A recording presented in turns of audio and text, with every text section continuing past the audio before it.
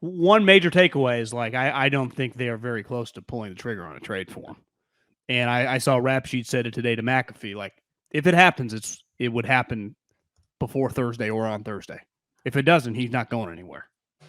And I get back over and over. I don't care if he ain't showing up. They are not doing the Khalil Mack in middle of August. To me, they will gladly let him, because he'll look like the bad guy. It'll turn on him. They won't look like the bad guy. So, and they, to me, I would much rather just have him disappear than trading him for a future pick. So it's happening now, or Deebo's screwed. So Deebo almost has to double down, I feel. And I don't know exactly how he'd do that. But if he truly wants out, he has to convince him under no circumstances will I ever play another snap for you. Yeah. And honestly, I don't know the guy personally, but he doesn't feel like that type guy. Honestly, it just, I'm not quite sure where his head's at, but feels like this is like some idea he's got that he wants out. And maybe it's truly like he doesn't want to be in California, which I understand. I do sympathize with that, of not wanting to be somewhere you don't want to live. Like, I truly get that, if that's his reason. Now, he hasn't said that. That's been kind of talked about. And it may just be as simple as they lowballed him at first. We don't truly know. Those stories will eventually, you think, would come out. But if Deebo wants out, he's going to have to even make it way uglier in the next couple days. Like, time's ticking if he wants out. And it's ticking fast. Yeah, it's ticking very fast. And I that's why I said on the podcast Sunday, I think part of it is he's got to convince them really quickly that he can't work with them and they can't work with him and that he's a lost cause. But I think they ultimately believe that he's going to have to show up at some point, whether it's OTAs, whether it's by the time the season starts. He doesn't have the backlog of money to not show. And then at that point in time, it'll be them that he's around and not them that he's around. And they'll be able to. Here, the other thing, I think they think ultimately the money's going to talk. That's the other read I had on it. Like, they think ultimately this is a deal that can be solved by money as long as we just are able to communicate and do a deal. Because there's a lot of money they can put in front of them. And I don't believe that if they had put, Tyreek's contract in front of them, we'd be in this spot. Now, I'm not saying they should have done that. I'm just saying there's a lot of problems that money doesn't solve. Generally, contracts is one of the problems that money does solve, with some exceptions. Devontae was an exception.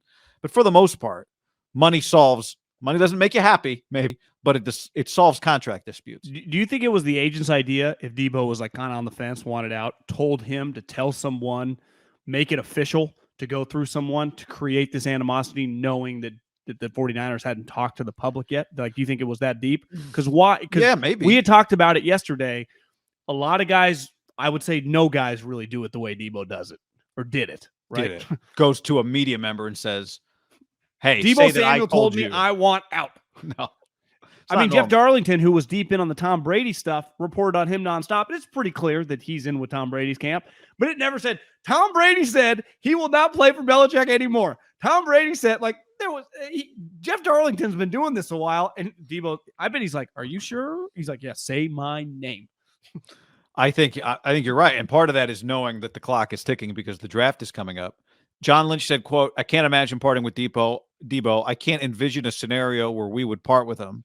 Later in the press conference, he said, it's life. Sometimes you got to work through things, and that's what we're intent on doing. So it does. I think it's going to be hard. Now, maybe he's also sending out the bat signal there. If you're going to give us an offer, don't come at us with number 10. Like, you have to give us a Godfather offer. But I think he's also sending the message that, guys, we're not going to just cut bait with Deebo without ever, like, just Deebo's over there. We met with him maybe. He told us he's out, and we're just going to accept that and move away. Not with Deebo Samuel. Like, we're willing to put in some of the headache time in order to get Deebo Samuel on the field. Well, and this is also where having a well-established human being in this business, right, who's been in the business now as a player, broadcaster, or an executive for 3 decades, has been through contract negotiations on both sides, who also at his core is a good guy.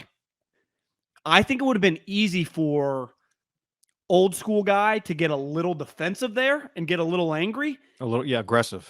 And he played it very, like, nice, which is key because you get aggressive with the younger millennial, which Deebo is, right?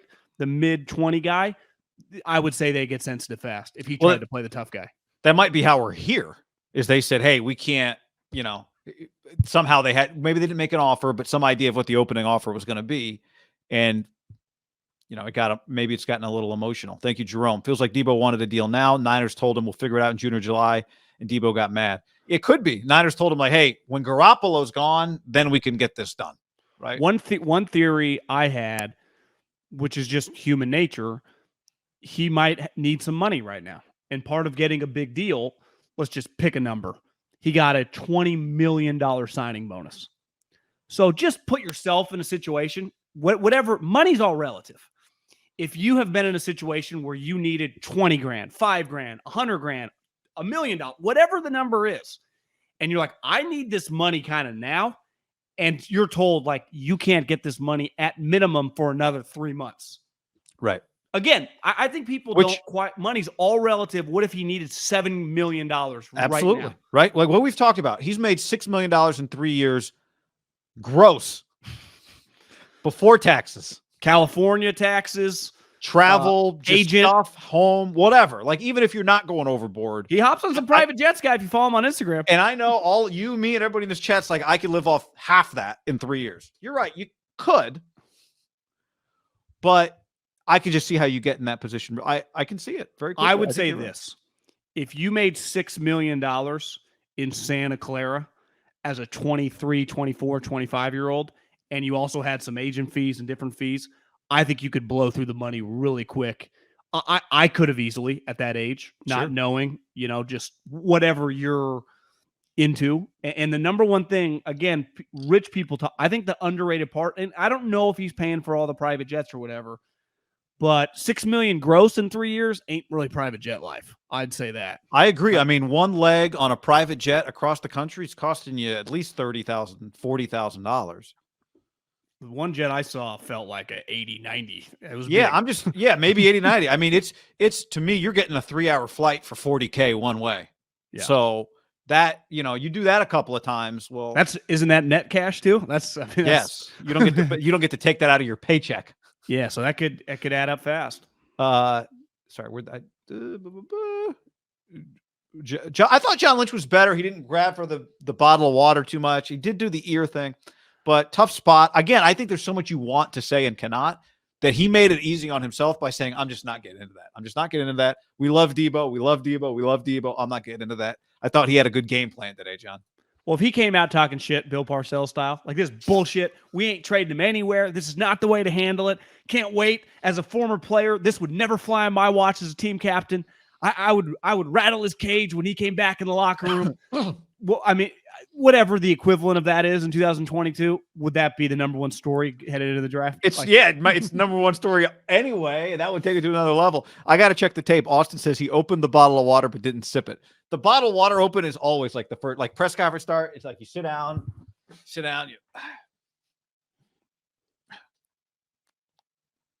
That's usually how guys start press conferences. So if he didn't sip it,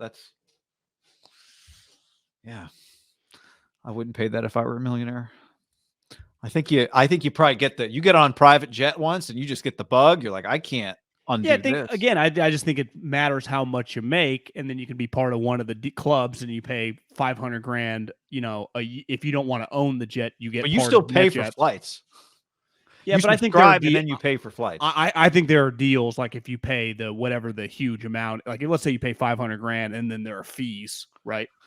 Yeah, but I'm pretty sure you still pay for a flight. You know what I mean? Like if you're flying California to Florida, you've paid your net jets $500,000. There's still a fee for the flight on top of that. Yeah. But I think it's not like the exact money, maybe. I don't know. I mean, some people. I'm asking somebody. It's very, very expensive. It's expensive. It's very expensive. Yes. It's not $1 million a year or $5 million a year. Like people flying private are making $20, $30, $40 million or own the business, which owns the plane.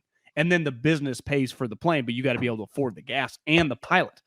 Yeah, like Garoppolo flies private, right? But not 100% of the time. Yeah, I mean, it depends. So, Mickelson had to sell his jet. Yeah. So anyway, the point is like, you can see where he might. You can see very easily how this gets emotional. The question is, can they stop it? What I saw from John Lynch was not a guy who was about to get you know, when you're drafting and you're on the clock, there is a moment in time where you have to make a decision. You have to pick a player. You just have to. The Niners have a timeline on this Deebo thing, as you've been saying. By Thursday night, like they've got to trade him or not trade him. And for them, unlike in the NFL draft, if you don't pick a player, you just get passed. The next team gets to draft, right? Yeah. If they don't decide to trade him by Thursday, guess what happens? He's just still on their team. So I don't think they're going to get bullied or get panic pushed into trading him. That's what I saw today from John Lynch was maybe he doesn't play for us for the rest of his career, but this is not the way we're not getting forced into this, not on short notice. No chance. And you could also argue that it sets a precedent of, the moment a guy asks to bounce, he's able to leave.